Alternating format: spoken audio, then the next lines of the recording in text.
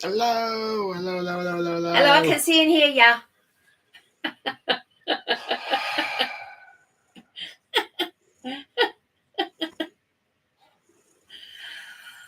Oh, it never gets old.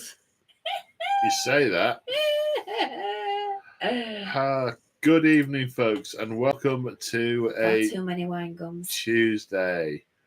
I'm just checking the settings because I have a feeling I might have messed up. Why? I don't know. Mick? A hunch. Yeah.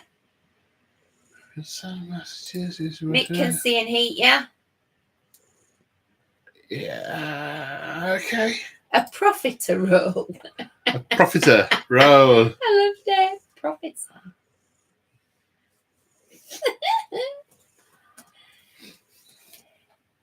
Good evening.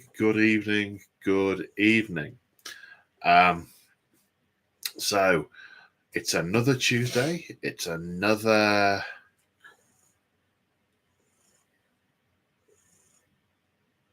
live stream.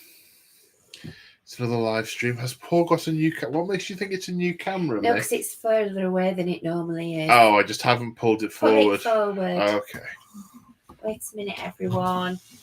There you go. Image quality seems sharper.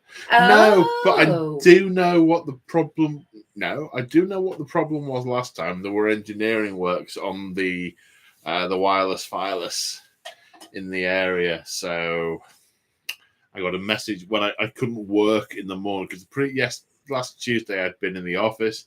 I was working from home on the Wednesday, and I kept crashing out of meetings. And I got a text from my provider about 11 o'clock saying, "We've now finished the engineering works in your area." I'm like, that explains a lot. The image quality seems sharp. Well, it looks like the software is new tonight. It looks like there's a symbol on here that looks different, and there's new widgets and whatsits that I'm sure Crimson is going to play about with as we go along. Possibly not tonight, but soon and for the rest of your life. I'm here all week. Do I need to make up the bed in the spare room there? Oh no! Sleeping car. Oh.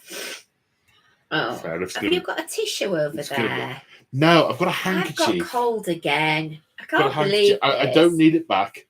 Oh, all right. Thank you. What did you do last night? Oh, I watched this YouTube channel of this woman blowing her nose. Sorry. Well, it's either that or candles. It's not nice. It's all right. I've done that before. That doesn't surprise me. Says the person doing it now. I thought you meant add candles. Of candles of snot coming down your nose. Anyway, I don't know what you mean by that. Does anybody know what candles of snot are? I always used to. Well, my nana always used to make sure he didn't have candles. To be fair, but hi, Gracie. That gets an ew from Mr. Squark. A well-deserved ew. Yeah, but he knows what it means. He knows what it means. I think he's inferring from context that it's horrible. It is horrible. Horrible. Horrible. So I had to blow it.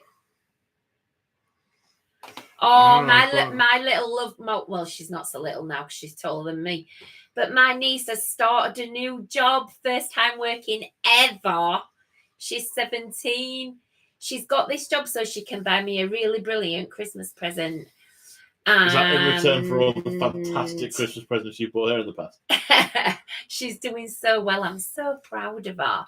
She's just doing amazing. Well done, Gracie. She's earning money.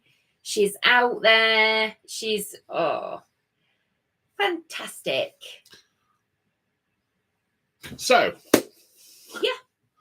Just wanted to say it. Oh, yes. Well, there you go. Yeah. Anything further to add? Not really. My other niece is equally as fantastic, but she's not old enough to get a job yet. Much to her chagrin.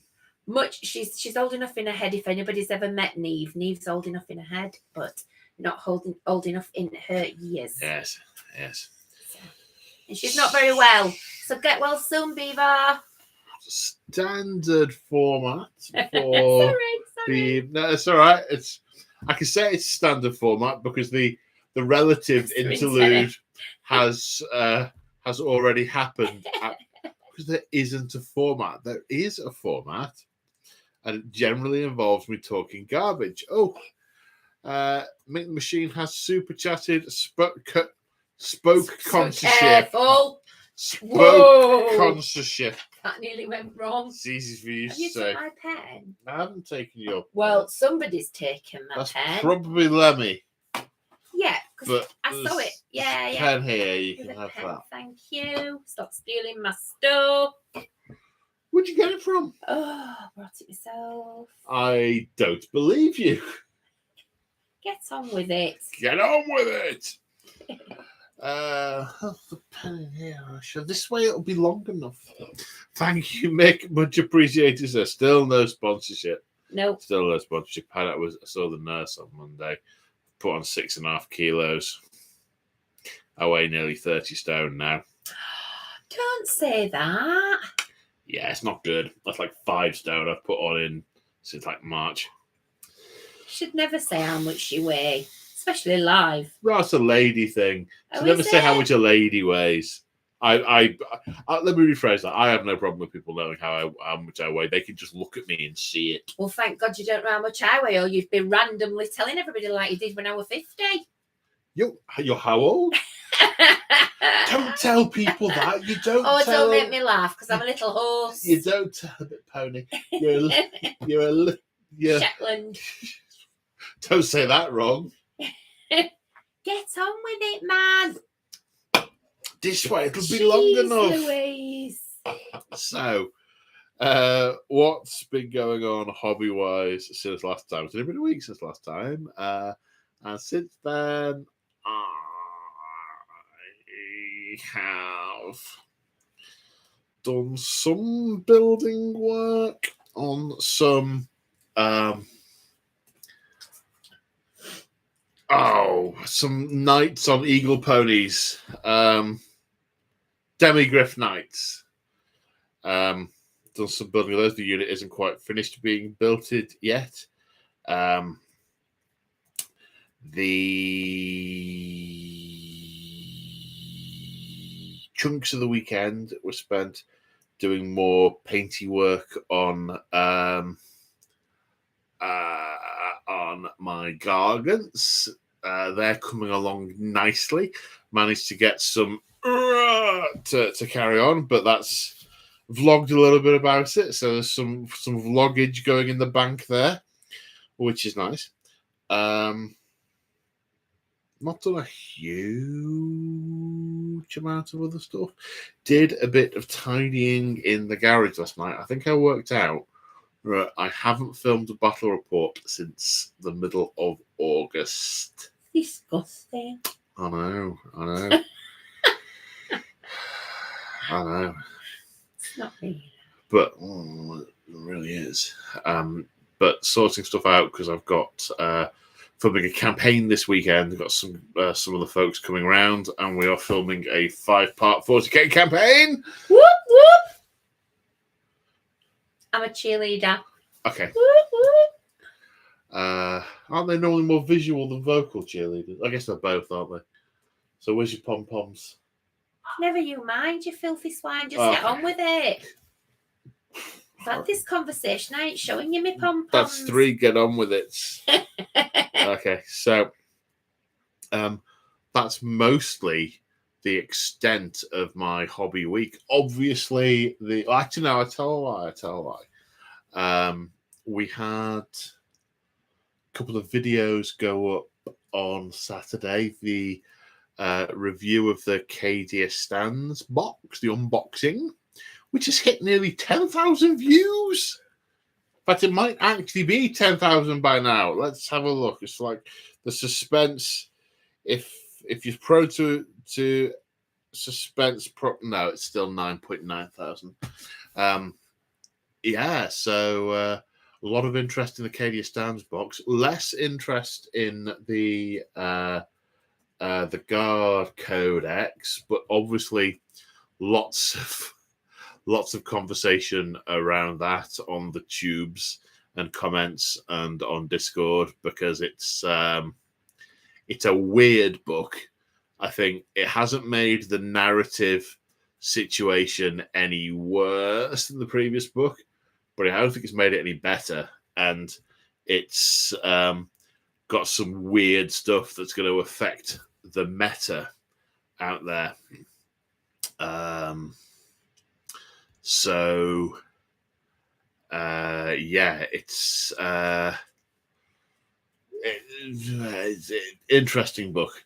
Safe to say, there's some stuff in there that will never see the light of day in my armies.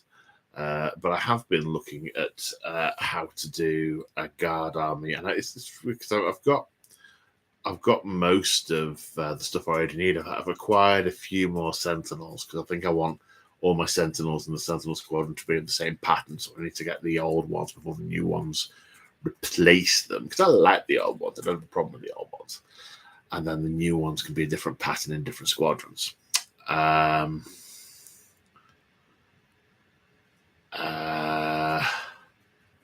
Your pom-moms. Yeah. You possibly mistyped that. Thanks for pointing out. That's all right. You point out everything that, like the profiterole rolling down my beard and shirt, or the profiter rolls. Oh, slow exhale of breath.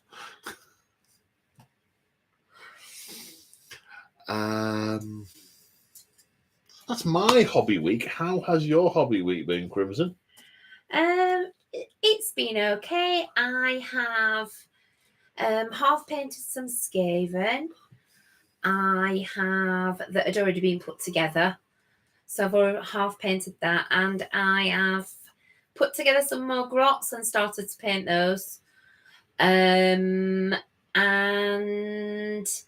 earlier on today, just before I came, I did some more spiders, because you would like some more spiders. You wanted some more spiders, didn't you? So yeah, I've done those as well. So it's been quite busy.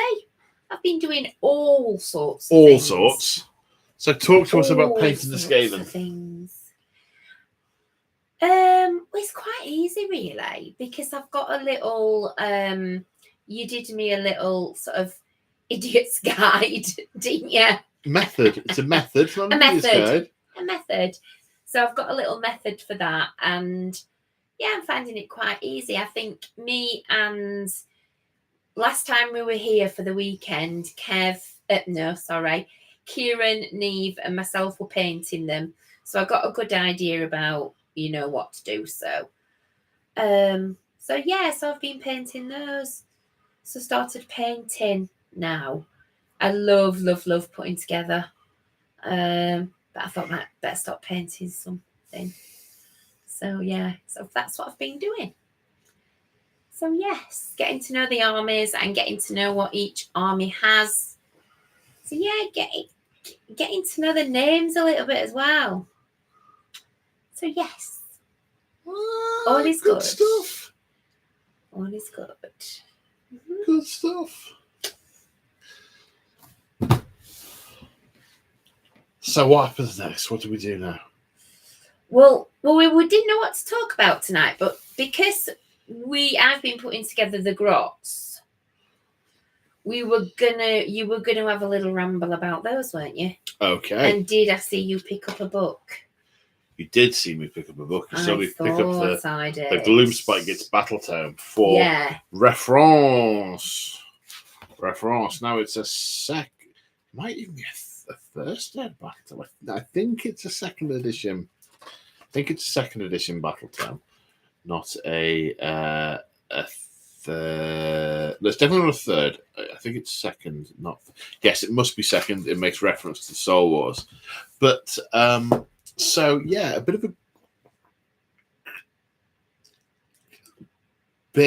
of a ramble about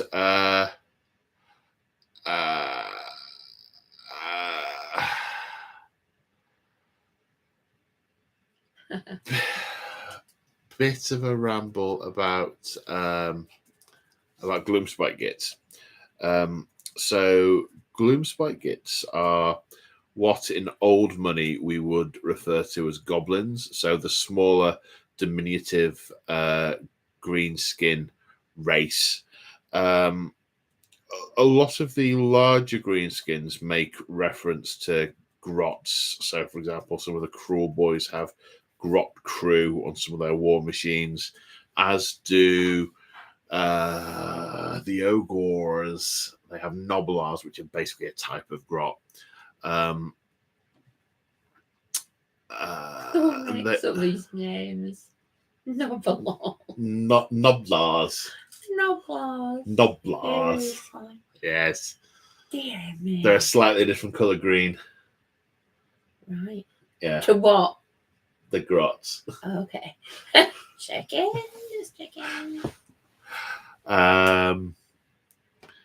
But the Gloomspite are a force pretty much of all grots. Well, there are other things that aren't grots in there, but it's a grot army. The Gloomspite Gits, there are different flavors of them, but they effectively they hate the light and the brightness and things that are clean. They are at home in dinginess and murk and damp and dank and slime and fungus. That's what good looks like if you're a Gloomspite Git. And they live in subterranean environments. But there's this phenomenon, and I don't know if it is specified anywhere what causes it, whether the moon turns up and it energizes the grots, or whether the grots turning up energize the moon.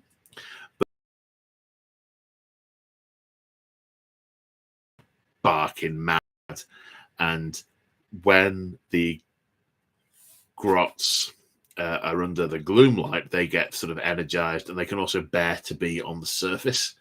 And the sort of the mission statement of the Gloomspite Gits is to bring about the Evergloom, where there's only the bad moon in the sky, and the whole realms can be dank and sticky. There are a couple of really good grot books and short stories. There's a really good book called one of the Gotrek. Sorry to interrupt. Just to let you know that there is a little bit of a stream problem. There is a little bit of a delay. Right. And it keeps whirring round. So I'm falling behind a little bit. Mick has just popped it in there as well, just so that you're aware. That's all. I don't know if anyone else is having a bit of a problem, but yeah, it was just breaking a little bit. Yeah, it's not very fast. I'm just running a speed test on my phone. Yeah, Wheel of Death, me too. Yeah.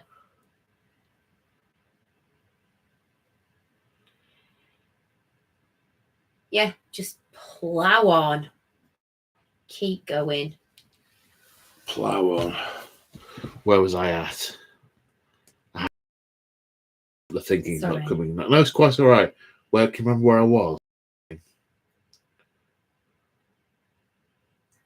I'm just reading the comments recently. Yes. I was saying there are a couple of really good books that feature Gloomspite. One is Git Slayer, which is one of the Gotrek Gurnason books, which is really good, about some grots who try and capture the Black Hammer's master rune in order to bring about the Evergloom. That's a good book. And the other is a book called Gloomspite, which it's a little bit like a sort of sword and sorcery adventuring party type book, where this mercenary company, which is a combination of warriors, priests, wizards, go to this city, which starts to be afflicted by the madness of the bad moon, and they try and it's a sort of standard sword and sorcery adventurer type model novel where they try and overcome the might of the bad moon. So the grots have a significant affinity for fungus. It grows everywhere on them. They have a sub-realm called the Asylum, which are massive fungal fields that are ruled over by the Loon King. And it can be accessed from Scrapper Spill, which is a district of Chamon, but there are also other gates into other realms, which is why these little terrors crop up everywhere. And mushrooms and eating them and having strange physiological effects, having eaten them or drunk things that are brewed from them, are a massive part of society. They talk a lot about, eat one of these and that'll do X, Y, and Z, and they do all sorts of, and there are all sorts of heroes are sort of experimental fungus types. So there's a lot of affinity with fungus. They also have a strong association with Troggoths. Troggoths are mean and bitter like they are, but also stupid and easily corralled and coerced. The biggest thing that they have, the squigs are a significant part of Gloomspite society. These strange red creatures that are just giant mouthfuls of teeth are it's difficult to tell whether they're actually a relation of the greenskins or whether they simply thrive in the same environment. And but either way, the Gloomspite gets corral them as war beasts. They either herd them as sort of like attack dogs, or ride them into battle. Now they are incredibly sporadic and unreliable, so half the time they just run off in random directions, or eat their mounts, or do all sorts of unpleasant things. They sometimes grow to massive proportions, and these are used as insane war machines. In a lot of the novels, they have sort of, and this isn't something that you have represented in the army, but they have sort of like squig farmers that can grow them in all sorts of shapes and things. One book I was listening to recently had a dirigible, and the dirigible was an inflated squig. The balloon was just an inflated squig. And some of the Forge World ones are quite good, where because there's a colossal squig and there's a sort of squig cannon that spits to the other side of the battlefield. In the stories, they are the sort of ubiquitous and multivarious accompaniment to grots. People can come up with any sort of crazy idea, and you can conceive of a squig doing it. Strong association with spiders, because spiders live in the dark and the dank, and some grots tame spiders and ride them into battle as mounts. Those are known as spider fangs. You get different types. You get just your generic spider riders, your champion who's got a bigger spider, and then the Mahosive Arachnarot spiders that are either ridden by an entire war party of grots into battle, or by a web spinner shaman will often take one as his mount. They They feel a little bit shoehorned into Gloomspite Gits, a little bit shoehorned, because they come from the old fantasy days where forest goblins and night goblins, you had three main types. You had goblins, forest goblins, and night goblins. They were different types, and the models were different. You had different units, and the spider riders were forest goblins, and the wolf riders were regular goblins, and the squig riders were the night goblins. So they're a little bit shoehorned in, but they do kind of fit because spiders dwell in similar habitats as well. And the other thing that often accompanies grots are ale guzzler gargants. So gargants, they tend to live one of two lifestyles and alternate between them at different stages in their lives. A gargant will often effectively be hired as like a mercenary by the grots. If they ply him with enough ale to guzzle, so all different kinds of fungoid brews, and lots of things to eat, like grots or humans or dwadin or whatever the Gloomspite Gits have been raiding, it tends to be a sort of nice mutually beneficial relationship where the Gargant basically spends his entire life off his head on food and drink and just follows them around and does stuff. But occasionally they'll get bored of that lifestyle and they'll go off seeking a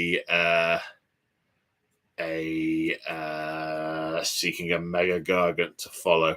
They'll become suitably impressed with one and then follow them. And while they fall asleep, they'll like lay out an offering to the mega Gargant. And when it wakes up, if it's impressed with the offering, it'll let it follow him round. And that's how the Behemoth tribes start to form. If he's not impressed with the offering, you whack, munch.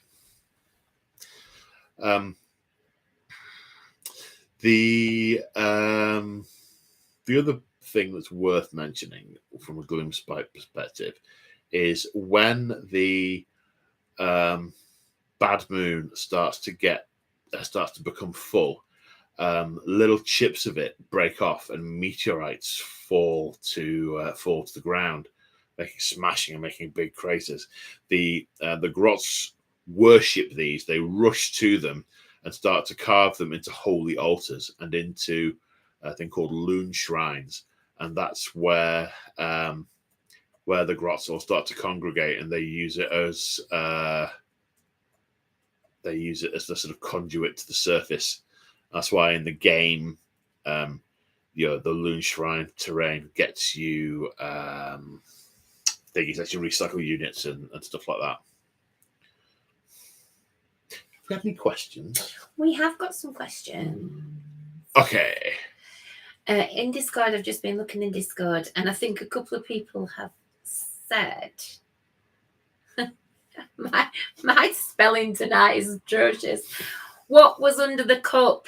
Now, I can't remember whether we answered it. We did. But a few people. Well, can you say it again? We did. What was under the cup? It was a blood pelt hunter, which is what the new model for the Ogre tribes, which, because I'd finished the film, the hobby vlog, a little while back, but I didn't know when I was going to publish it, I couldn't have that on in camera because it wasn't past the embargo date by that point yet.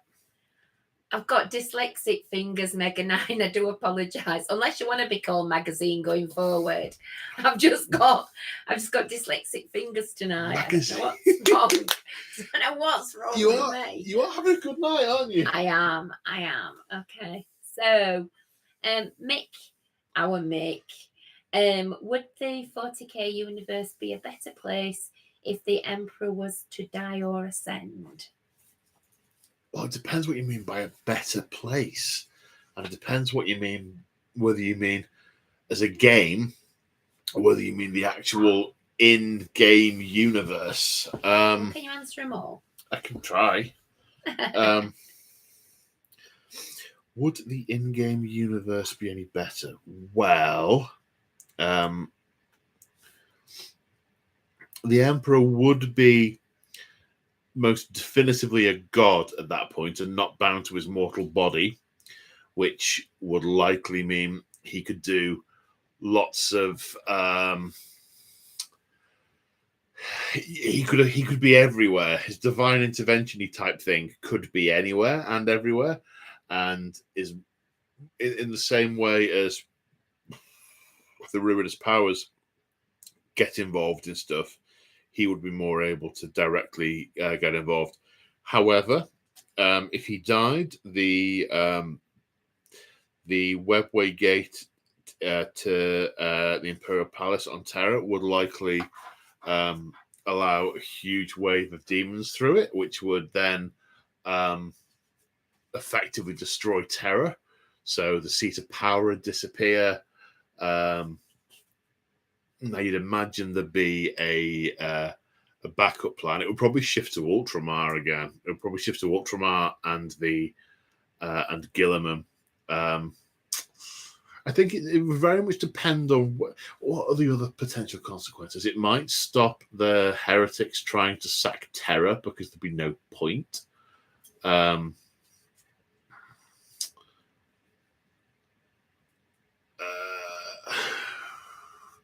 Would the idea of the Emperor be any less to the population? I'm not sure. That might have a negative impact on sort of not morale, but acquiescence to the way of things, shall we say. Of multiple planets, you might get more rebellions and so on. The big thing, of course, is that the Emperor's light would go out. The Astronomicon would cease to shine, and the Imperial ships wouldn't be able to navigate by its light. Now there is, what's it called? There's a beacon in Ultramar. Is it in Ultramar? Oh, what's the planet it's on? And I can't remember if it survived. I think it survived, but there's no reason why they wouldn't be able to just cobble together another one out of all the Archaeotech. I mean, Belisarius Crawl's probably got 3 in his bathroom, just probably uses them to hang his towels over to set up a new beacon wherever they wanted.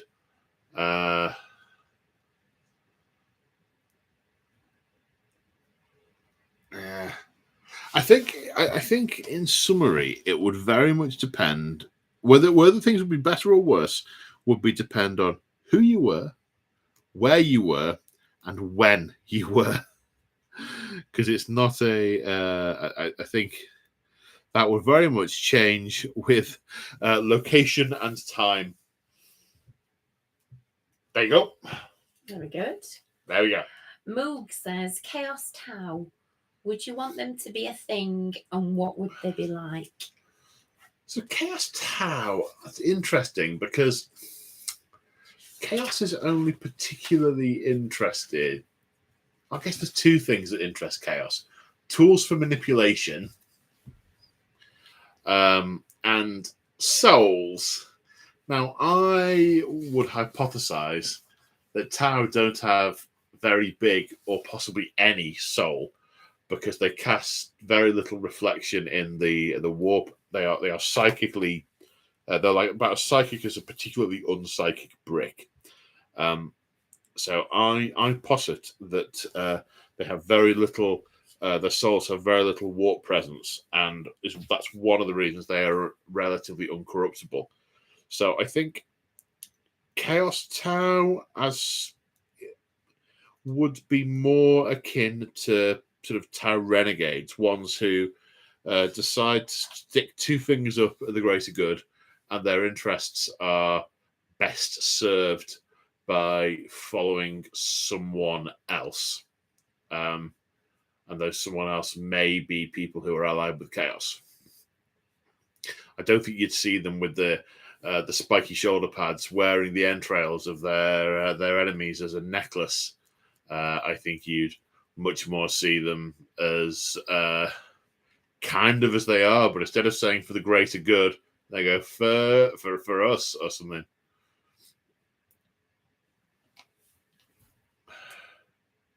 Yeah. Okay, just got to turn my page because there's a few. Mick says, are there any real good guys in the 40k universe? Now I've censored this.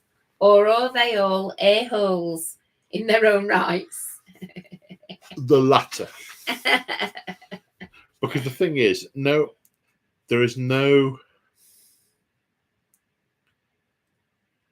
Everyone has the interest of their own group at heart. There is no way of... there is no way... no one will be willing to say, what's the greatest good for everyone overall? You go, actually, the universe would be awesome if all you Eldar just died right now, and it being true. Because at which point the Eldar aren't going to go, oh, all right then, we'll go and get eaten by Slanesh, shall we? Good, crack on. You guys will be happy. That's good enough for us. So, Amen. Very much not. I see Aaron 582 Railway says uses member for 17 months chat. What old army specific rules would you like to return in 10th? One of my favorite pet rules that I like to nurse like a nicely aged whiskey with a single ice cube is the strategy ratings from 2nd edition. I loved those. They, for those of you who aren't familiar, each army had a strategy rating, and it was 1 to 5. And whichever army was the lowest strategy rating deployed first. And then the other army, because it was strategically superior, deployed second. Then, in order to see who got the first turn, you rolled the dice and added it to your strategy rating. So, if you were a high strategy army, you probably got to deploy second and go first, but not guaranteed. Not guaranteed. Let's see if I can remember some of the strategy ratings. So, I think Tyranids was strategy rating 1. So you always got to see what they were doing. You could always deploy after them because they were just the slavering horde at that point in time. Strategy rating 2 were Orcs. Was something else 2 as well. I can't remember. Squats might have been 2. I think squats were 2. Not sure. But Orcs were interesting because they were 2 from a deployment perspective, but from a first turn perspective, you doubled it because of the strategy rating 3. Imperial Guard and Chaos were both strategy rating 3. Eldar was strategy rating 4. Space Marines were strategy rating 5. I'm trying to think of any armies I've missed from back then.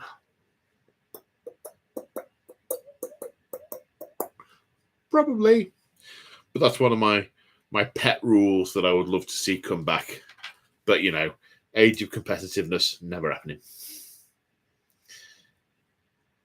Next, please. Okay. I've got. Oh, Josh has put a question in there.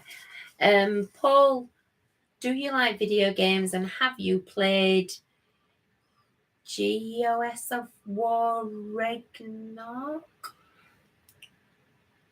Am I saying that Gods right? of War Ragnarok. That sounds like it. I do like video games. I don't play them very often because they take out of my brain. So when I've had a busy day or been complicated on something else, and my brain's kind of I haven't got it in me to play the games. Haven't played God of War Ragnarok, but I do love the setting, and I am sorely tempted to pick up a copy and binge it kind of over Christmas. But who knows? Who knows? At the moment, I'm occasionally picking up Vermintide. That's a question for me. Oh, well, let me read it then. No, wait. No, question for you first. Okay, but I want to read the question for you. Okay, then. Okay. So, Mick says, is there a particular army force in either AOS or 40k that you don't like playing against? And if so, who is it and why is it?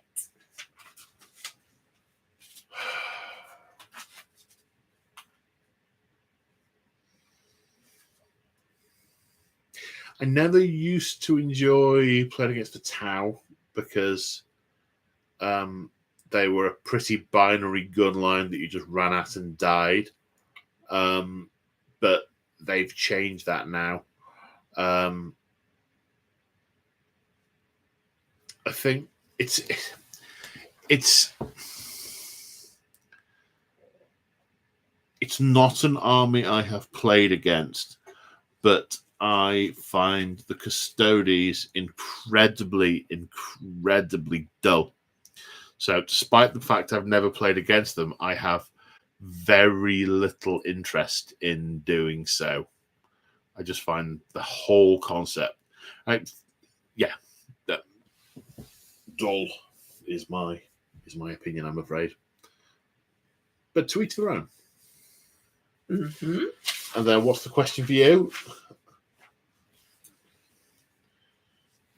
Okay, so Mick asks, Crimson, what will be your next army you start to collect? Well, I've kind of already started. Okay. I think. And it's the ones that we got from Element Games, which were the... I'm rubbish for names. The red ones with the white spots. I love them. So, yeah. I really like those. I thought you said the Daughters of Cain because you've got some Daughters of Cain. I know. I've just got so many. But I do like those. And then I do like, and I don't know what they're called, but I would like to play with the little ones that look a little bit like blobs that also kill people because they're covered in some sort of acidy type venom, or oh gosh, what are they called? They're a really strange colour. So they do the stuff obviously, but then they can also poison you or give you some kind of illness. Oh, what are they called? The Marketkin of Nurgle? Yes, the Nurgle. Yeah. Oh, those you ones. Like the Nurgle I ones, love those ones. Yeah, I do. I like those ones. So yeah, but there's so many. I know, and they're all I'm so just getting, good. I know. Good. I'm getting to be one of those people. In fact, somebody were laughing at me in Element Games, weren't they? Were saying because I'm starting one thing and then moving on to another, and then going back to it again, and then because I can't decide what I like best. So, but I'm really looking forward to putting together, although it's something I do already collect, but the chariot for the Demonettes, the Slanesh. So you're kind looking forward to putting that together. You're kind of practicing painting other things, aren't you, to build up to painting the Slanesh demons, because they're a little bit more complex than painting clan rats or grots. Yeah. So there's just so many. I think the thing is you just need to build up your confidence by doing more of it. Yeah, painting. It's painting. I'm not very confident at all. In fact, I'm thinking about sitting and doing some painting this weekend so that as you guys walk through, you can go, try that. They're not all coming. Try that. I know they're not. No, they're not. Yeah, I know you're not. But there's a certain few that are coming, that are brave enough, that are coming. And I'm hoping to get some tips so, on what to do. But yeah, I'm just, I like a lot of things. But yes, thank you. Oh, Josh is just asking what's this weekend. So I mentioned earlier that I'm going to be filming a 40k campaign with a few folks this weekend. Rather than pick like 5 days over the course of a couple of months and get a person up on each day, There's going to be 6 of us. There's going to be 6 of us just camped around here at the weekend. We're going to play all the games Friday through to Sunday, and then pass out. Yeah, which is what we did with the. Come, Mick. If you can come on Sunday, Mick. 'Cause I know you've got a lot on this weekend, but if you can, then you can give me some good tips. Which is what we did with the Age of Sigmar Thundia campaign, which was on the channel in July and August. And somebody's just put Mega Nines, just put the washers are your best friend in painting. So thank you. I'll find out a little bit of digging on that. But yeah, any ideas or tips for people just starting to paint? I'll bring one and show it you. When I've got one that's actually complete, I'll bring it here and sort of hold it up. Yeah, like that. Take a look. Next question. Oh, sorry, yeah. I was just thinking about the next thing I'd like to start collecting. The next question. Oh, do you want me to? No, it's all right. The second born says, how would you structure your slaves to Darkness Force? Ravagers with lots of war cry bands, or ironclad warriors of chaos in hosts of the Ever Chosen. Very well done. Oh, yeah, okay, I must be getting better. It would definitely be hosts of the Ever Chosen with knights and chaos warriors and chosen and vanguard and chariots and hordes of marauders to throw into the grinder like the chaff they are, and then smack. Yes. Not that I've already started building them. Uh-oh. Also terrain. I love terrain. And I'm looking forward to doing some terrain as well. So I found when I was doing a bit of tidying in the games room. Don't you be me. Tidying. When I was doing some tidying in the you're so mean, in the games room, I found the box of terrain we put together and sprayed about 5 years ago. The snow terrain we were doing. The snow terrain. We were doing some snow terrain, yeah. And then we were getting a couple of hours, like every 3 months, to do some work on it. Now, I'm sure if we wanted to do that, we could just pick an afternoon and get it done. Yeah. That would remove a box from in there. Yeah, crikey. I know. I'm also looking forward to painting the, like the little trellises with the little flowers, all the nice little intricate stuff. Do you know we put a table together with the pumpkins a while